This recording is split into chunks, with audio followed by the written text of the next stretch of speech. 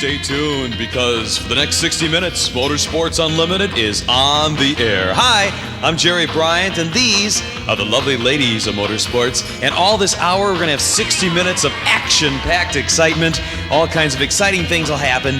And we got the famous Bill Wildt, and we got all kinds of other good stuff that's happening all this hour. Motorsports Unlimited, 60 minutes of non-stop action. So let's go to the studio right now, huh? Thanks, Jerry, and hi, everybody. Welcome to the studio headquarters of Chicagoland's most watched, most talked about Access television series. I'm Samantha Bentley, and this is the 932nd edition of Motorsports Unlimited. Today, we begin a very special chapter in the history of Motorsports Unlimited. This is the first episode in a series detailing Bill's rediscovery of motorcycling. After years of racing motorcycles, advancing age forced him to accept the proposition that his racing days were over. It didn't occur to him that there were other ways to enjoy bikes. Well, guess what? A chance encounter turned out to reveal an entirely different form of motorcycling. In the next few weeks, we will share his experiences with you. First, Bill would like to prepare you for the very different look of Motorsports Unlimited during this effort. Hi, I'm Bill Wildt, and I'd like to take just a moment to explain a couple of things about the next few episodes of Motorsports Unlimited. First, during these episodes, this is probably going to be the last time you see me in the traditional Motorsports Unlimited attire. The reasons for this will become obvious as the shows unfold. Second, I'd like to mention we shot this, what amounts to a mini-series within Motorsports Unlimited, on this high-tech little Sony camera. It's a TRV 900 and a fine piece of equipment, but of course it can't match the quality of our usual work. Again, the reasons for these changes will become obvious as we move along. And I don't want to give it away right now. Having said all that, let's get started. Bill's being very secretive about all this. Hi, I'm Patty Borwitz, wondering what Bill has in mind. Let's join him on the outskirts of downtown Chicago in June of 2004 as he stands in the rain. Yes, rain. Look closely. On a warm summer night and begins his tale. The story you're about to enjoy really began right here about 2 weeks ago on a night very much like this. Raining, kind of a heavy mist rain alternating with showers. I was coming home from editing. This is on the outskirts of downtown Chicago and Van Buren Street. And I was coming down Van Buren on the way home from editing, as I typically do. And I noticed in this lot directly behind me a motorcycle with a for sale sign in it. And as I passed by, I couldn't help but make note of the fact that, gee, I like the way that one was laid out. It reminded me very much of my teenage days and my young days as a young male. Reminded me very much of how the bikes were then, Triumph Bonnevilles, BSA Lightnings, things like that. What I call a normal motorcycle layout position, not the extreme crotch rocket lay-down style, not the cruiser style where you're all laid back. It really appealed to me. It's really what I liked. And as I continued on down the street, I thought about it and I thought about it. I said, what the heck? It wouldn't hurt to go back and take a second look at it. I turned my car around, came back, got out. Sure enough, it looked very much like a BSA or a Triumph that I'm familiar with, again, what I call a normal motorcycle, except it had all the Japanese high technology, double overhead cams, 4-cylinder, 4 carburetors, electric start, all of the good stuff, but laid out in the package that I really like. And for some reason, the machine just really appealed to me. Still, I thought, I'm 61 years old. The last thing I need is a motorcycle. On the other hand, it wouldn't hurt to call. I found a pencil and paper, wrote down a number, and that's where this story really began. If my math is correct, Bill spotted this motorcycle, reviving his interest in motorcycling in late May of 2004. Let's join him a couple of months later and see where the story leads. Well, you guessed it. I didn't exactly call right away, but I must tell you that I went by a week later. It was still raining, by the way, and I still had the phone number, and I saw the bike still sitting in the rain, and I said to myself, you know what? If nothing else, I'm going to call this guy and scold him and tell him if you leave it sitting out there much longer, you're going to have to pay somebody to take it away. Got to talking to him on the phone. I decided I wanted to go down and take a test ride on it just to have a look, sort of satisfy my own curiosity. Well, went down there, and guess what? As soon as I threw a leg over the bike, it fit me like a glove. It reminded me so much of my BSAs and Triumphs of years ago. The layout was exactly the same, and riding it fit me like a glove. And still I said to myself, Nah, Bill, you know what? You really don't need a motorcycle, and you better wait. And then, like a bolt of lightning went through my brain, I said, Bill, you're 61 years old. Wait for what? In a few years, you won't be able to ride anymore. So it provoked me. We made a deal and brought the bike home. Still in the rain, by the way. Brought the bike home. That was actually just about 2 months ago now. I've had the bike for about 8 weeks, and I kind of thought after I got it a couple days later, I'd leave it laying in the garage and kind of say, what have I done? Until I threw it away or got rid of it. Surprisingly enough, it kind of reminded me of why I always enjoyed riding so much. And in the past 8 weeks, actually more like 7 weeks, in the past 7 weeks, I've put over 2,000 miles on the bike, and it has proven thus far to be a really remarkable machine. Now I want to talk just a little bit about the layout of the bike. For one thing, let me sit on it and I'll give you an idea of what I'm talking about, it being a normal riding machine motorcycle. If you'll notice, the handlebars fall readily at hand. And the foot pegs, that's down here for your feet, that is, pretty much right below the rider in what I call a normal riding position. And this is what I was so comfortable with over the years on the BSAs and Triumphs and Nortons. Triumphs? Nortons? They must be motorcycles this bike somehow resembles. Let's hear a little more. Now, in addition to the normal riding position, the motorcycle had what the BSAs and Triumphs really needed, and that's modern Japanese technology. The engine is a double overhead cam.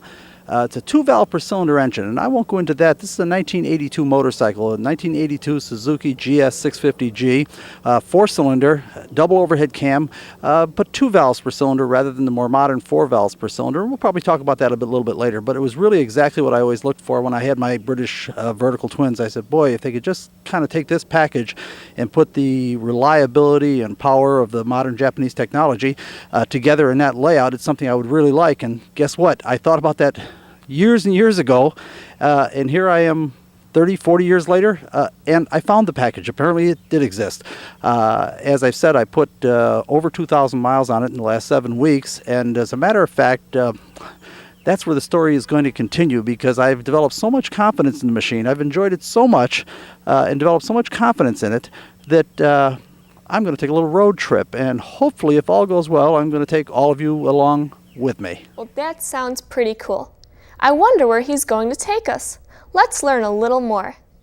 I want to show you just a couple of more things about the bike and about the technology and what appealed to me about it, as contrasted with I'm going to pick my BSA A10. That was without a doubt my favorite street bike. Well, it's not fair. I had a great DKW also, but that was only a 125 two-stroke, a much smaller bike. My BSA was a 650cc or 40 cubic inch vertical twin.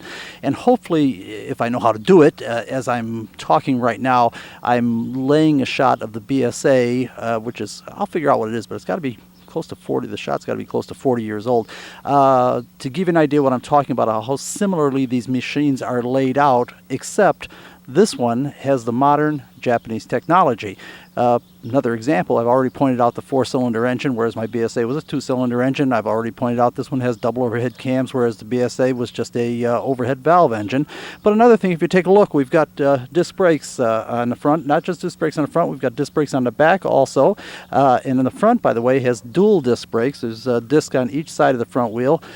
Single disc brake in the back, because obviously the front wheel takes most of the braking is done with the front wheel, just same as on cars. 90% of the braking on a car is on the front wheels. In addition to that, this thing also has a shaft drive.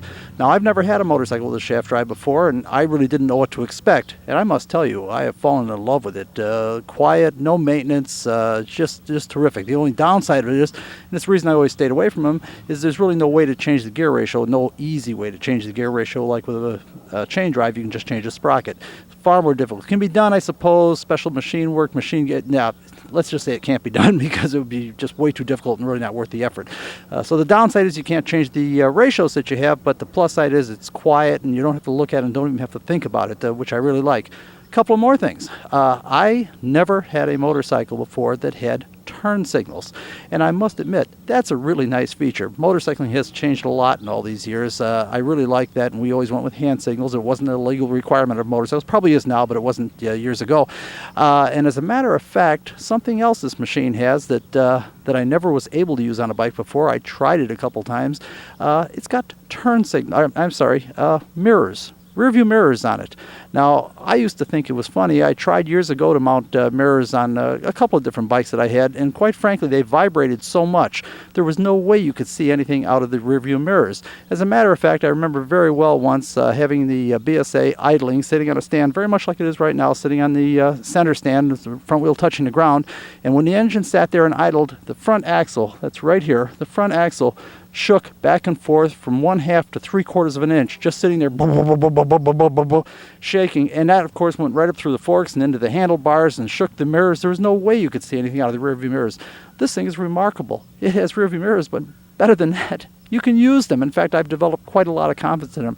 So motorcycling has really changed since I did it years ago. Now I'll be the first to tell you, I've only had one motorcycle touring experience. Touring riding is all different ways to enjoy motorcycling. Everything from flat track racing, which is what I spent most of my time doing, drag racing, trials riding, motocross, road racing, all kinds of things. And those are all the kinds of things, particularly the flat track, that I was involved with. But I did have a touring experience, and hopefully I'll be telling you about that as we go along here to kind of contrast it. That was 40 years ago, and we'll contrast it with this, what I hope is going to be a new touring experience.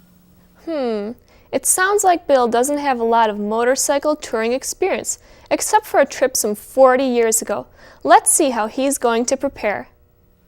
Windshields. I have kind of a hate-love relationship with windshields. Perhaps I better explain. I love the experience of riding. One of these days I'm going to try to define it, what the joy of it is, but you get a lot more of it when you're not separated from your environment. And things like windshields tend to separate you from the environment. As a matter of fact, I think putting on glasses kind of separates you, puts another thing to look through, to look at what you all want to see. Same can be said of a helmet. When you put the helmet shield down, it's more and more layers that insulate you from the environment, which is really part of the real joy of motorcycling. Having said that, let me get to the love part. You really can't do a road trip without a windshield. I've talked to experienced riders, experienced touring riders about this, and they seem to feel that about the most you could hope to accomplish without a windshield is about 150 miles a day, and with a windshield, about 400 to 500 miles a day. Significant difference. As a matter of fact, I sort of tested it. I made my trip to Maryville, Indiana to drop off tapes a couple of weeks ago, and guess what? That's about 150 miles round trip, and by the time I got back, I was pretty beat up. You really do need a windshield. That's the love part. The hate part is it separates you from the environment. The love part of it is sometimes you want to be separated from the environment. The best way I can explain it is, let's say you're going down a highway with your car about 60 miles an hour, and you stick your hand out the window. For a few minutes, it's refreshing. Do it for an hour, and you'll be numb by the time, your hand will be numb by the time you pull it back into the car.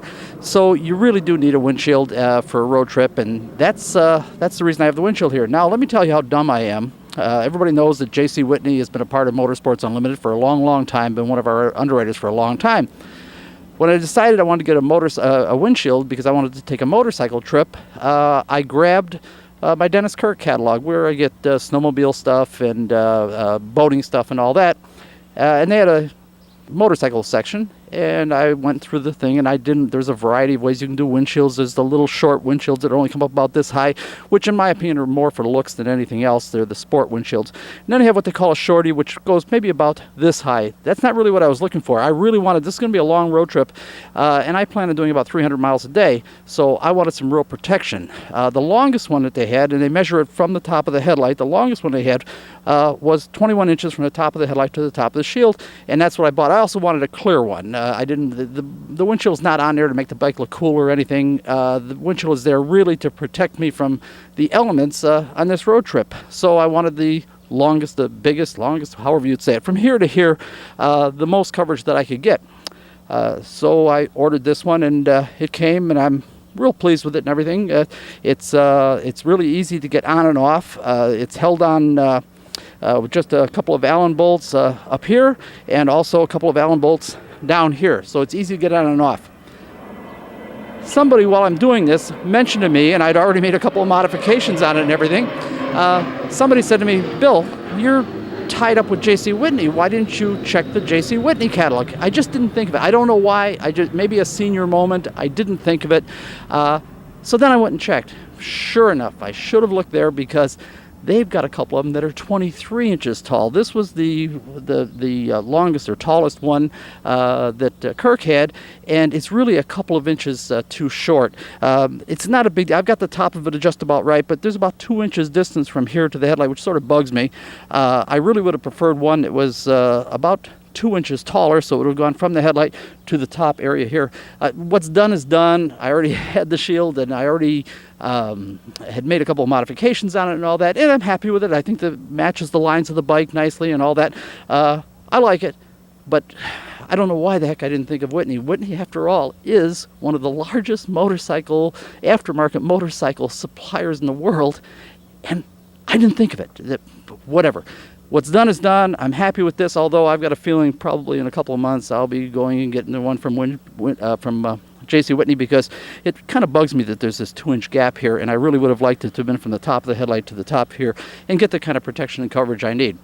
Like I say, what's done is done. This trip is coming up very, very quickly. Had to get a windshield that I could get on and off quickly, because when I'm around town, I ride without the windshield, but when I go on the road, I really do need the windshield, because, you really can't take that kind of a beating for hour after hour after hour. So, windshield is on. That part of it is ready. I suppose it does take some planning to go on a motorcycle road trip. You can't just throw some stuff in a trunk like you can in a car. Let's see what else Bill needed. Now the next step, saddlebags. I'm not a touring rider, didn't have saddlebags, so I knew I was going to need saddlebags. In fact, I'm going to need more than just saddlebags, but of course saddlebags are going to be the first thing that I'm going to need. Didn't really know what to get. What I originally wanted was something like the Honda Goldwings have, or some of the big Harley Davidsons, the Electric Glide, something like that had the molded fiberglass saddlebags. They're weather tight and keep everything dry, and are very easy to wipe off and all that. As it turns out, they don't really have that kind of stuff for universal stuff for bikes that didn't have it. It turns out the factories all make that kind of stuff for their special touring bikes, and there's really not enough of a market for aftermarket people to make them, because it's already made for the factory touring bikes, and people that don't buy factory touring bikes aren't really interested in having those kind of bags.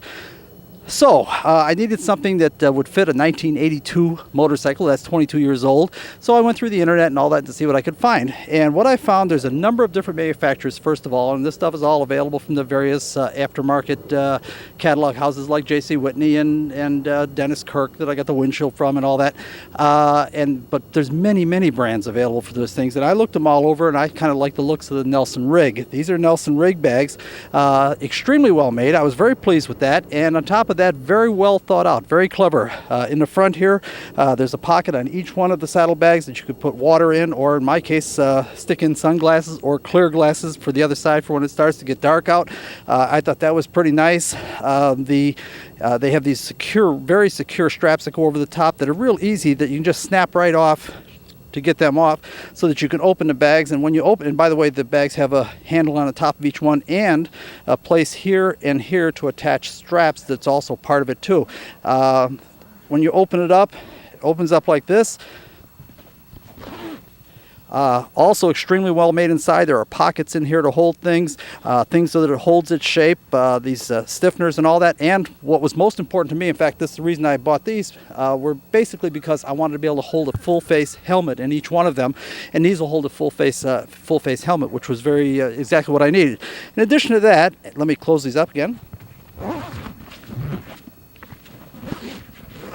Okay. In addition to that, I was very impressed with how easy it went on the machine. I was concerned because this was not an original bike that was made for cruising, so I'm doing a compromising, and I don't necessarily like compromises. I would much prefer a bike that's designed for touring, to go touring, like a Goldwing or something like that. On the other hand, I don't really like a Goldwing for around town. This is an ideal bike for around town, so I'm doing compromises. If I could afford it, I'd have 2 or 3 different bikes. I'd have a Goldwing for cruising on the highway, and I'd have something like this for running around town, and maybe a dirt bike and all that.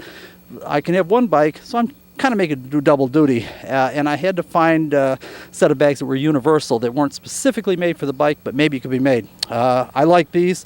They were very easy to fit to the bike. What they've got is these big, heavy, maybe you can hear this. big heavy Velcro straps that go all the way along, so if the machine were wider or closer together, I would just move the straps.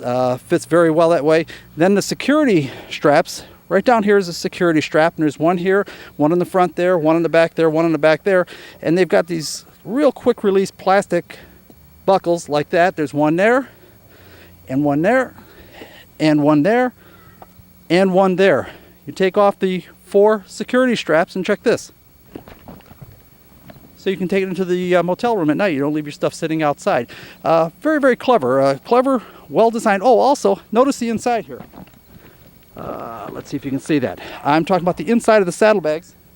This area, it's a very heavy, almost like a heavy 1/4 inch thick rubber material, and that keeps it away from the shock absorbers or any possibility of getting into the wheel or the spokes or what have you, or in this case the mag wheels. Not just that, this is also pretty clever. Underneath, if you'll notice, reflective material here to deal with the heat of the exhaust and all that. Now, I can tell you this. Let me put these back on. Nelson Rig is, believe me, already tired of talking to me. I've been on the phone 27 times already about this because they had something really nice that I really liked. Set of saddlebags with a tail bag and matching tank bag. Problem is the bags were curved up at the bottom for the new modern sport bikes. I just didn't think it would look right on this bike, which has the the lower pipes and the more what I call more traditional layout, and I thought these bags were perfect.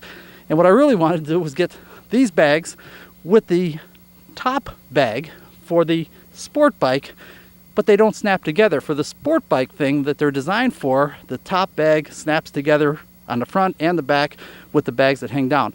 It won't work on these bags though, and as I look at these, I like them so much, I might just get that other one too and see if I can have somebody sew some pieces on here to make it fit, because I think it's really, really nice stuff. Anyhow, this is the saddlebags. This part of it is done. I've got them mounted, but I'm not done yet. I do need a tank bag because I'm going to have a helmet cam, and I need to have the recording deck up in front of me on the tank, and also, if I can, I'm going to put a bag on top here too. I guess I never really thought about it. But you really do need to equip a motorcycle for the purpose you have in mind. Let's see what else it takes. Well, the sun is starting to set, and I'm hurrying as fast as I can because I really want to leave tomorrow morning. I think I've got it all set. Now, this stuff is, let me see, once again, the stuff all comes from mail order houses, and it's all different brand stuff. Obviously, people like J.C. Whitney don't have their own, I don't think so, they have their own stuff. Anyway, this is Covercraft. Covercraft makes the tail bag and the tank bag. Very, very nice. A couple of features here. First of all, this is all compressible. They've got all kinds of wadding in there right now to kind of get it to stand up, but you can fill it up and it expands like crazy. It's also absolutely filled with pockets and zippers and stuff like that, which is really good for what I need because I've got a helmet camera and I want the helmet camera deck to be in here and the wires going to it to have it all kind of in front of me. On top of that, I don't know if the audience can see that, on top of that it's got a map pocket, a see-through thing. Let me see if we open this. They just got a piece of paper stuck in there, but that's to stick your map in so you can see your map and it doesn't get rained on it or anything like that. So that's also kind of clever, I think. In addition to that, let me go back. And by the way, I was real concerned about how this was going to work as far as being on a tank. What they have is there's two ways of doing this. There's a magnetic kind. I don't know how it works. I'm not a touring rider. It's all new to me. And then there's a kind that has a harness. And this has got a harness you can see up here and here. A harness that goes around the frame in the front and here in the back. And then there's a pretty clever cam lock design right here, so you can yank this bag off very easily. For again, you don't want to leave the stuff out at night at a motel or something. Tail bag. Now, these are two different companies. They're not really made to work together, but they seem to work together pretty darn nice. These, what would you call these? Hooks, I guess. Or places for hooks to eye, I guess you'd put in there, that were for the straps for a person to put make these into shoulder bags, actually seem to work perfect. There's on this tail bag, and by the way, this is also filled with pockets and zippers and all kinds of stuff, actually hooks right into those on all four sides. I can take it here and here. Let me do this.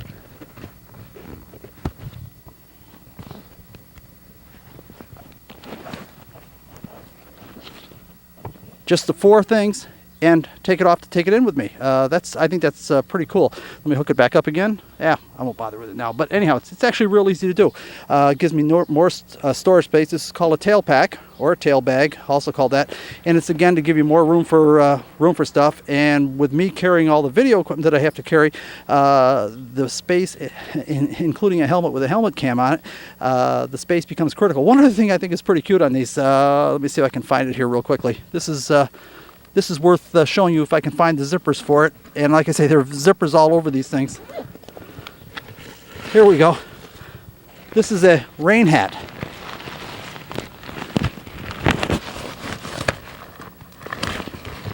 I won't try to put it on all the way, but it's a rain hat to go over this, and there's also a rain hat for this. I think that's kind of clever. Anyway, I've got to get busy because I want to leave tomorrow, and I've got to load all the stuff into all these bags, and I hope I'm not biting off more than I can chew. I'm hoping to leave at 8 o'clock tomorrow morning. The next morning, Sunday, August 1st, 2004, some 2 months after he acquired the bike, Bill was prepared to venture out on his first motorcycle trip in 40 years. Well, believe it or not, I think I'm finally ready to go.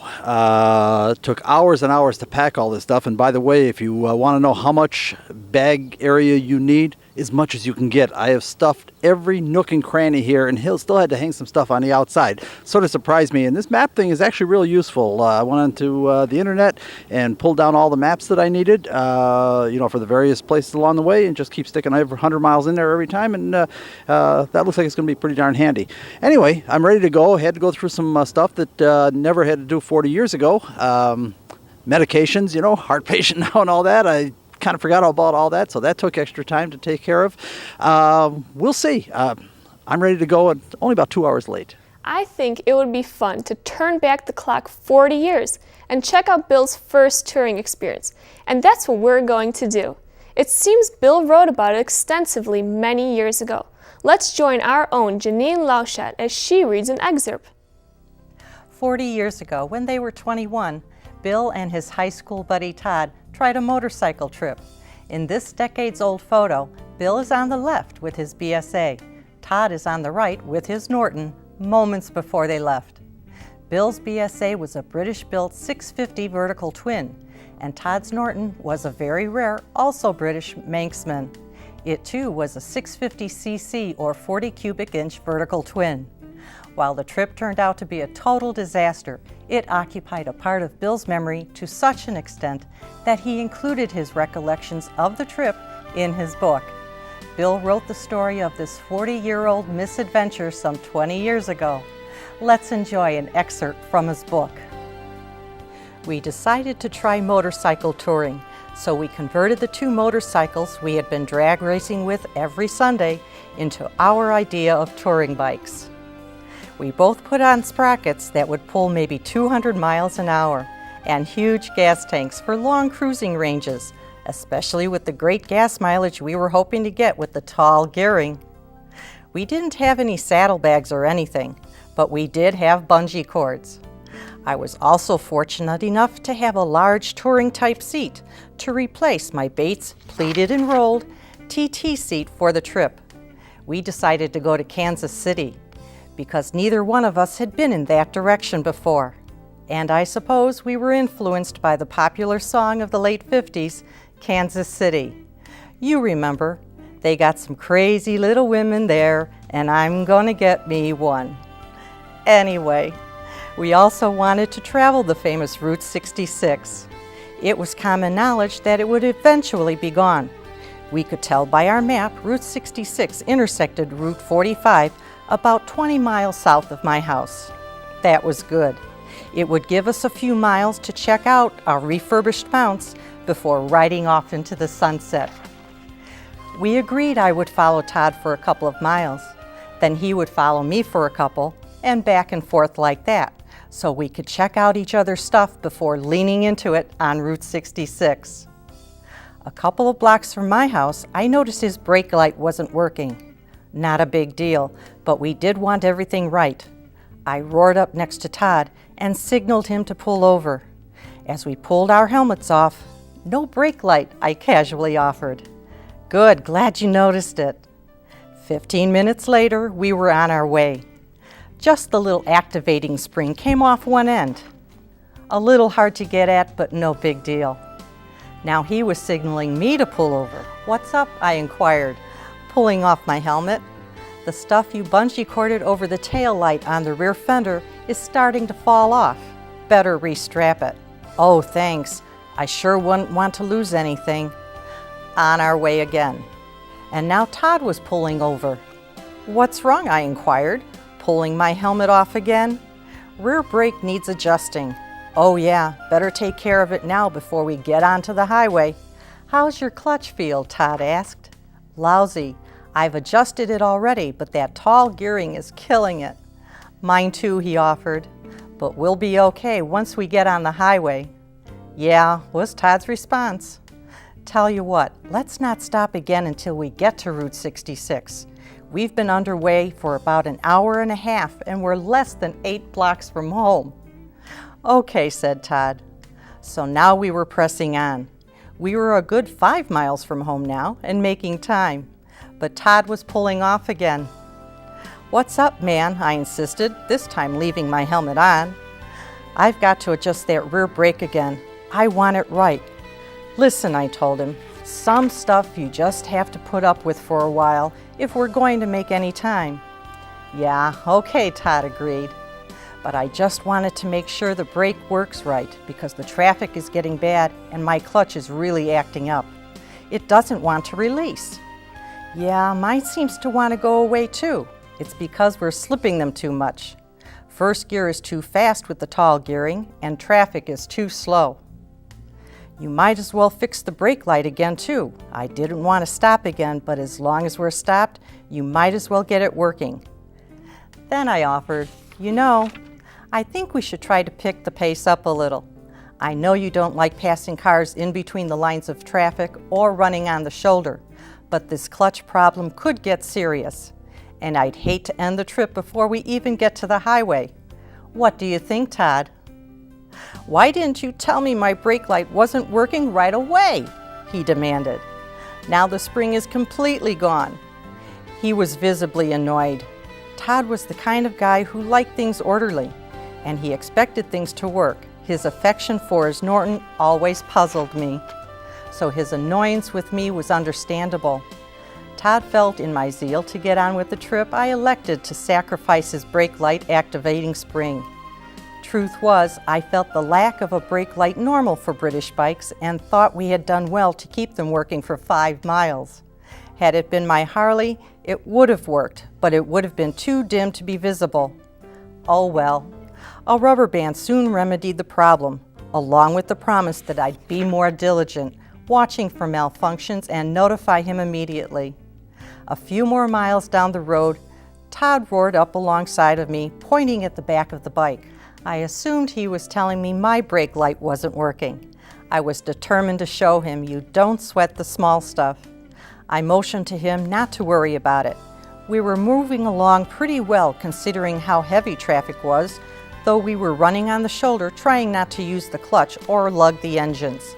We probably had a minimum speed in first gear of 25 miles an hour. Suddenly, my rear wheel locked up, nearly putting me over the bars. It seemed what Todd was trying to tell me was the sleeping bag I had bungee corded over the taillight had cocked over to one side, and I was about to lose it. I'm sure he took some satisfaction in my near disaster in trying to make the point that sometimes you press on regardless. He didn't say it, but I'm sure, in his mind, it underscored his point about how important it was to make sure everything was right. Fortunately, the sleeping bag wasn't totally destroyed, and I wasn't hurt. But the bag would never be the same cosmetically. As part of it was caught in the chain, the rest wadded itself up in the spokes, fender, shocks. It only took about 20 minutes to get underway again. While we worked to get the sleeping bag untangled, we agreed we had finally figured out why bikers in general were heavy drinkers. In that we were both of the same mind. While we did both occasionally have a drink, we weren't drinkers. But by now, we had agreed that a tavern would be a welcome sight. As it turned out, Todd and I would stop at least a dozen more times before we got to the highway to fix one thing or another. We gave up eventually on his brake light. No, the rubber band stayed, but the entire switch had vibrated off and was gone forever. I was having my own little war with my foot peg mounting bolt. One long bolt went through both pegs and the frame. When the bolt would loosen up, the pegs would rotate 180 degrees and my feet would drop about 8 inches, nearly touching the ground. I should say my right foot, as the left peg would jam the rear brake on perhaps halfway down its arc. In fact, vibration seemed to be our most ominous enemy.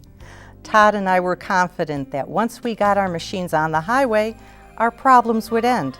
After all, that's what we had set them up for. Boy, that didn't sound like fun. And I should mention that at the time of that adventure, Bill was 21 years old. He owned motorcycles since he was 13 and had lots of experience both on and off-road. Conversely, this was Todd's first motorcycle, and he looked to Bill for guidance. Now, let's turn the clock forward 40 years and see how Bill is doing on this road trip. Well, as I hope you can see, I made it to Indiana. Of course, that big of a deal. A lot of our viewing audience is actually in Indiana. I had to jump off of 8090. Matter of fact, as soon as the 294 tollway ended and came to Dixie Highway, which is literally 1,000 yards, it was a solid backup of semis, and there was a sign that said construction 9 miles. So I'm assuming it was a 9-mile long backup of semis, all of the lanes, and everybody stopped. So I bailed off on Dixie Highway, came down to Route 30. I'm on Route 30 now. I'm going to continue on Route 30 until I get to I-65, takes I-65 back up to 8090, and then continue on east. Anyway, so far uneventful. Having fun. It's a beautiful day out. The machine is performing flawlessly. We'll see. Although I can tell you this, I can definitely feel the weight of all the stuff that I've got on it, and it's definitely a load on the engine. The thing would normally sing along at 65 miles an hour or so, and now I can feel that it's pushing a lot of stuff through the wind. Well, it seems like things are going much better this time. Let's go back again and see if Bill and Todd's early touring experience was getting better. Apparently, they finally got to the highway. Turning onto the famed, infamous Route 66, we happily leaned into the throttles and the machines responded magnificently. For all the criticism that British bikes have heaped on them, their handling is beyond reproach. Legendary would not be an overstatement. The feel of these bikes being bent over through freeway off and on ramps defies description. My own inadequate summation of their ability in this area is competent. 20 miles down the road, we were on the shoulder again. This time everything was loose. Motor mounts, bolts, foot pegs, chain guards, etc., etc. This despite the fact that every nut and bolt on both machines had lock washers. We hadn't really discovered Loctite yet, although we did use it for engine assembly because it seemed like a good idea. We didn't know if it really did any good. Another problem was rearing its head for both of us. The bikes were definitely geared too tall. Both of us were having difficulty maintaining the 70-mile-per-hour speed limit in top gear. Even the slightest uphill grade or headwind required a downshift to maintain speed. Worse yet, we had terrible vibration from the engines on both bikes at 70 miles per hour, causing our feet and hands to go numb from the vibrating foot pegs and handlebars. The vibration seemed to start at about 60 and continue until 75 or so, but that was about flat out if we stayed sitting upright because of the tall gearing that the bikes couldn't pull. The only relief was to downshift to third, 4-speed trans, for as long as one dared because the engines were really revving in third at 70. Besides, that would only be a temporary solution as night was approaching, and I had to be very careful with revving my engine with the lights on, as the headlight would always pop, burn out, if I pulled more than 6,000 RPM with the lights on. At any rate, we pressed on, stopping every 15 to 20 minutes to tighten things up and rest our numb hands and feet. We were also becoming real conscious of the value of windshields. We didn't have them, and our necks were starting to ache from the constant 70-mile-per-hour wind buffeting. Occasionally, we would see a full-dress Harley going the other way, and we were developing a respect and understanding for a type of bike we never paid any attention to. Not to mention by now a willingness to trade both of our cherished British bikes for one dresser and enough gas to get home. We got about 150 miles from Chicago and were painfully aware that it had taken us almost 10 hours to do it. It was 1 o'clock in the morning and we were on the side of the road, again tightening things up and pondering our next move. We both agreed it was time for a pit stop. We were tired, hungry, and filthy from working on the bikes. I'd spotted a sign a few miles back alerting us to the fact that Ben's Tavern and Restaurant was 5 miles ahead. Todd spotted it too and was as ready as I. You know, this Route 66 thing was sort of quaint. There were hundreds of small businesses dependent on the travelers, gas stations, restaurants, novelty shops, etc. Sort of nice seeing different ideas on how to serve the public instead of the standard oasis on the interstates. Still, the element of danger could not be ignored. There were hundreds of intersections, most not lit, plus the occasional tractor and hay wagon to test your reflexes. On balance, the interstates were infinitely better, but like so many improved things, it did not come without a price. We'd pulled into B's. The neon N was burned out. The parking lot was gravel, and the abrupt change from asphalt to deep gravel got our attention quick. Naturally, we had no warning as British bike lighting systems, even at their best, couldn't throw enough light to illuminate the surface well enough to identify it. We didn't drop the bikes, but we did manage to bang into each other while trying to get control of them. We could only hope nobody was looking out the window witnessing our clown act. Naturally, the first thing the bartender said was, "You have to be careful on the gravel with them motorcycles. Lots of guys fall when they pull in here. Might be a good idea to pave it or light it better," I commented. "Nah, everybody uses the interstate now. Barely enough business to keep open." "What'll it be, fellas?" "How about some cheeseburgers and beer?" "Grill ain't open after 11, but I got some sandwiches made." Todd and I were pondering our fate. Even the stale sandwiches and beer tasted good after the ordeal we'd been through. But what now?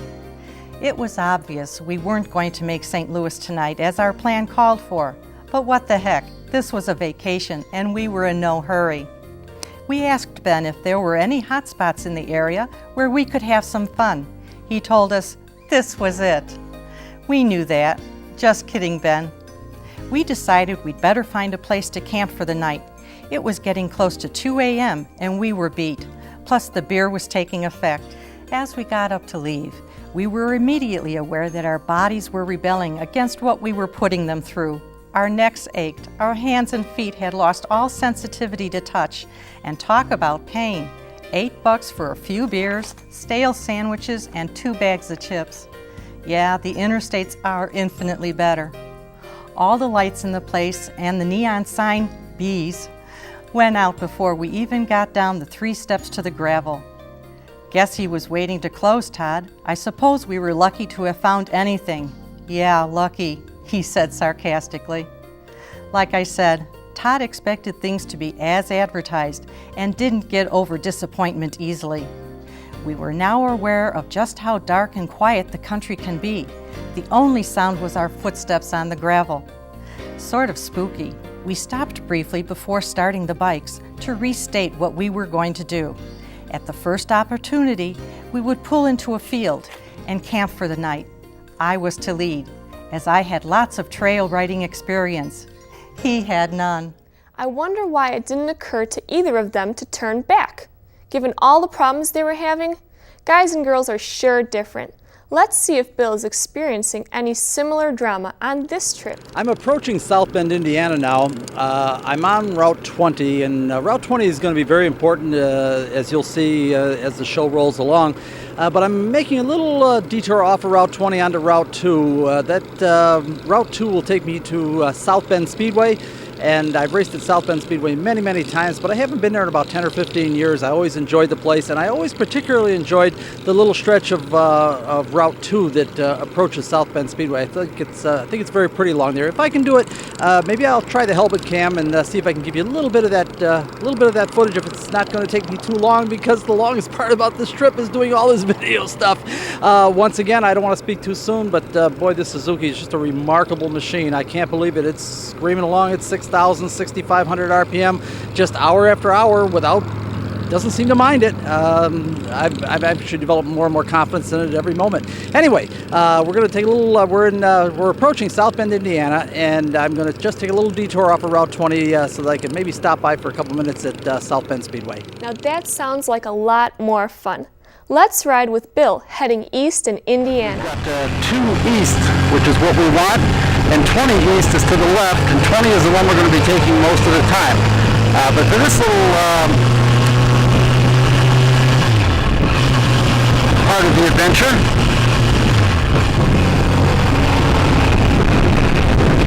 which is hopefully going to take us to South Bend Speedway. We're going on Route 2. I don't know if the audience can see that or not. See the sign up there. Speedway Racing, off on the right. After that construction equipment, folks, let's see if there's a way I can pull in here. Because of all the construction, welcome race fans. Let me come in here. Let's see if I can get in.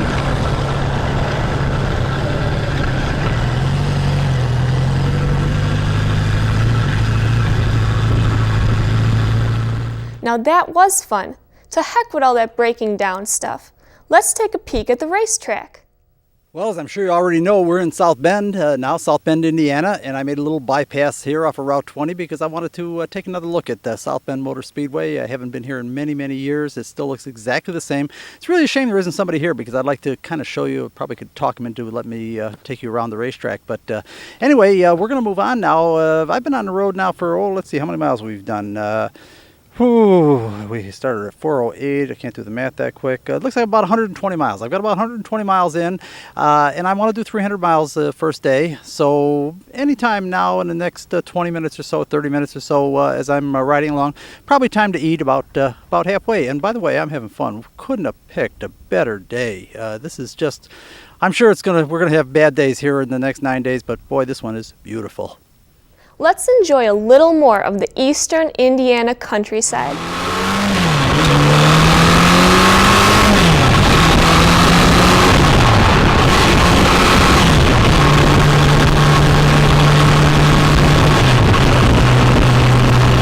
Okay, I've now looked at the bikers on the other side of the road. As a matter of fact, I've got to say this is just an absolutely gorgeous Sunday, and I think there's more bikes out than there are cars. It is no longer an unusual occurrence to see a motorcycle. We still wave at each other, but I don't know if anybody remembers why we do that. It used to be for a long time before you ever saw another bike. Bill eventually stopped to eat and refuel, then found himself at his next landmark. Another milestone, folks. I've just reached the Ohio border. I'm not really sure what time it is. A watch would have been a good idea. One would think I would have known that. But I'm going to guess because the sun is kind of getting, well, it's not really low, but I would say between, say, 6 o'clock and 7 o'clock in the evening. I've come a little over 200 miles now. Still have another 100 miles to go today. I can tell you that I could have stopped 100 times on the way here. This is just something, seriously, this is something you have to do yourself. Because I don't want to stop every time like that. It spoils my trip. So I'm just stopping at these places. I just came through maybe about 50 miles of, maybe 100 miles of Amish country. 50 miles of Amish country. Very, very cool. Very interesting how those people live. It's wonderful. It's beautiful. It's scenic. Interesting. Lots of horse-drawn carriages, but rarely ever did I see them one at a time. Usually in pairs and sometimes 3 of them. So it looks like this is Sunday, so perhaps this was the day that families go to church or some kind of meetings or something like that, because they appear to travel in groups like families, and there were children in there and all that. Anyway, very, very cool. I'm looking forward to this. I tell you, I'm having a great time. I really am. I can't stop and show you everything. I just went through Angola, Indiana, and they've got a racetrack there too, but I only raced in Angola once, and it was a little bit kind of off of Route 20, so I said, I can't stop at all of them.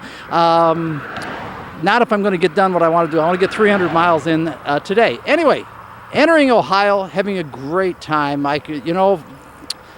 All I can tell you, folks, is this is something that everybody ought to do. By the way, notice that Route 20 here is just 2 lanes, one in each direction. It's been that way for quite a ways, for at least an hour or so, something like that. Very picturesque, very pretty. Yes, it's slower than the interstates. Yes, you've got the intersections to watch, but to me, just about the time that you get tired of riding along at 60 miles an hour or so, you come to a little town, you got to slow down and go through the town. I love it.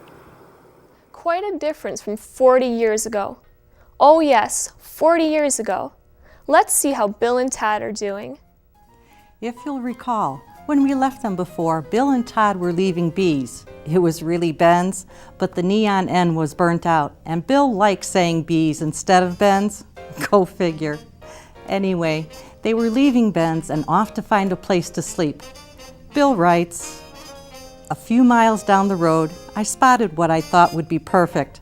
A slight ravine dropping off the side of the road, maybe going down 2 feet over a 40-foot distance. Then a fairly steep grade up to about 20 feet above road level and what appeared to be a flat plateau area on top. Good, no chance of getting run over by a car going off the road or being spotted by some kind of sheriff who might want to run vagrants off. I slowed down to a crawl, pointed to where we were going, and motioned for Todd to follow. I turned at a right angle to the highway and applied enough throttle to gather momentum to make it up what looked like a slippery grass slope. As I crested the knoll, I could see the spot was perfect. I came to a stop about 40 feet from the crest of the hill and shut my motor down. I pulled my helmet off and glanced around expecting Todd to crest the hill momentarily. I didn't see him, or hear him for that matter. I gave it another second while putting my bike on the stand. Realizing now he hadn't followed me up the hill, I thought something must be wrong. I ran to the edge of the plateau. Looking down the fairly steep slope, my eyes focused on his bike, or rather the underside of his bike. I realized he dumped it. I slid down the hill, sort of half on my feet and half on the seat of my pants.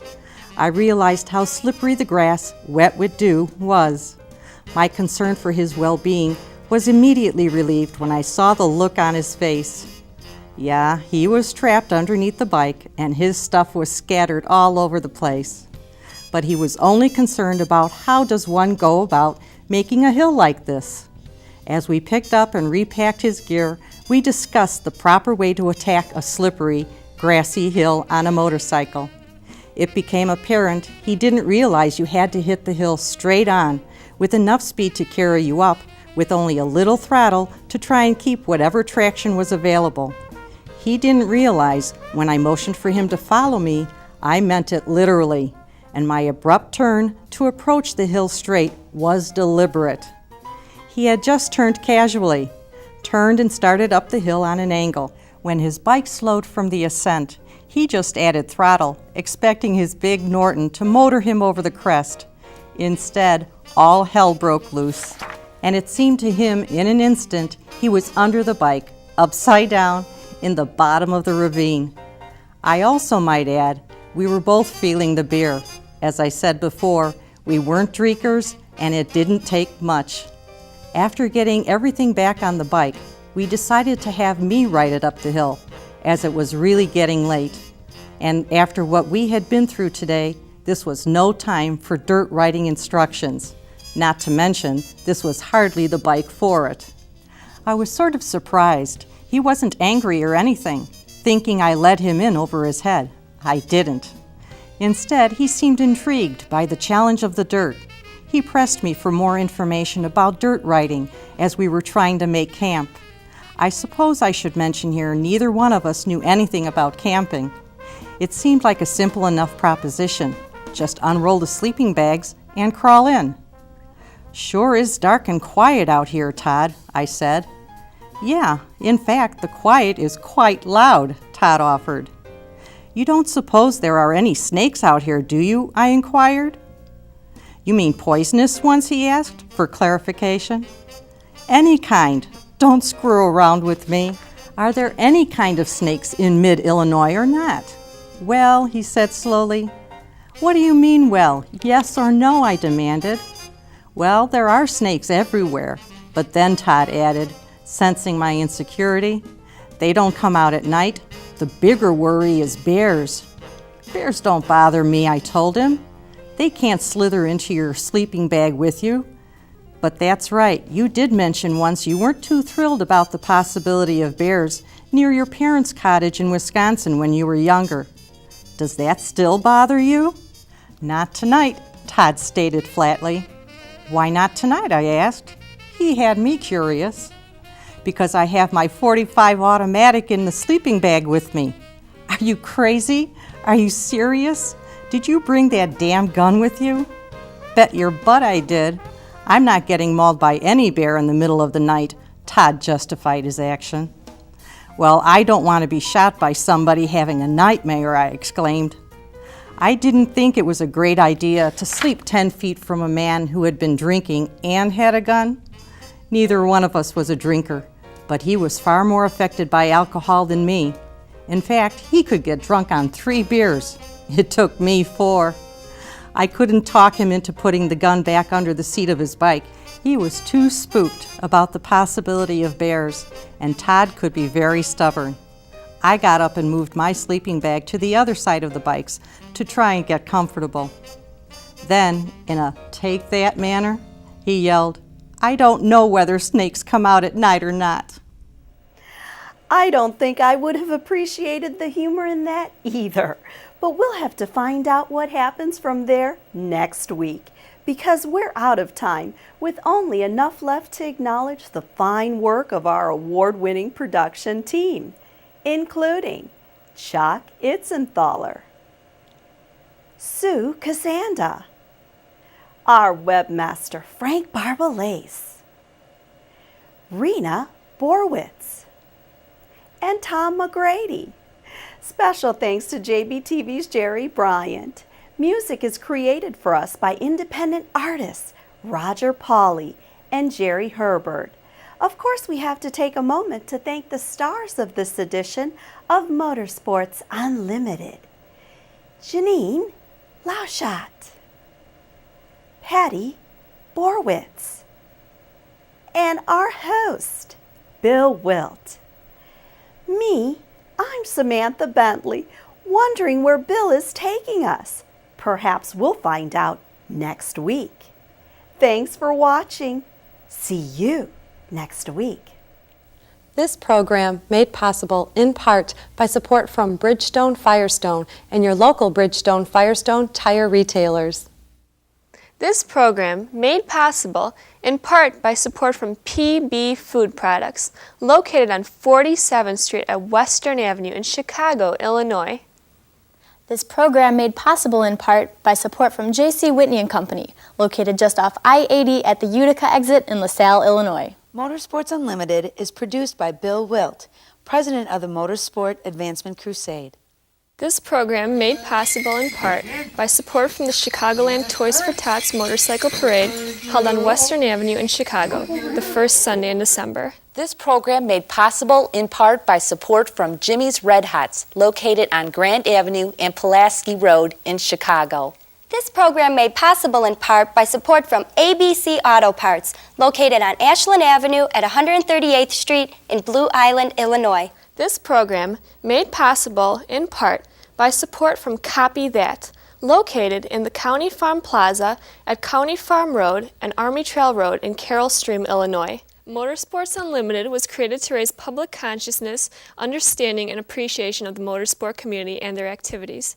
You can contact us by email at msutv.com, or you can write to Motorsport, P.O. Box 66242, Chicago, Illinois, 60666.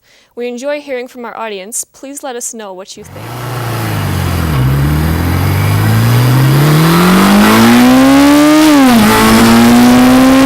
Next week on Motorsports Unlimited, we continue both trips. Join us and see how things progress all next week on Motorsports Unlimited.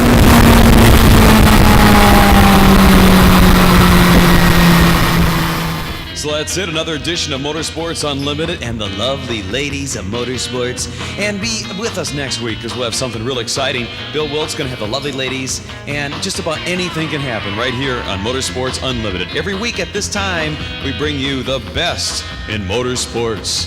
So, be seeing ya. Bye-bye. And Keep on rocking.